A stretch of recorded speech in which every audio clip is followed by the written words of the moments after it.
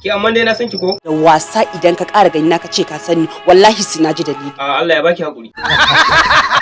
Amma dai ban gane ka ba. Iya kake ka gane. Allah ban gane ka ba. Iya kake ka gane. Ke ko kai ne wanda ya ranta mu kuɗi? Kwarai kuwa. Wai kai har yanzu ba za ka yafe kuɗin nan ba? Kwarai kuwa. Haba kai kuma ni ne fa. Ko Ayuba ne.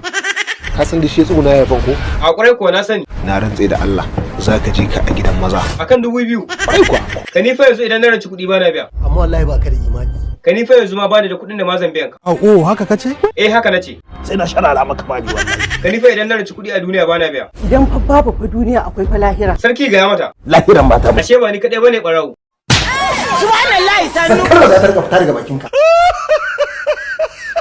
In ka sake bala'i gaskiya baki. Daga faɗin gaskiya. Dai baka da mutunci. To ai gaskiya ce na faɗa.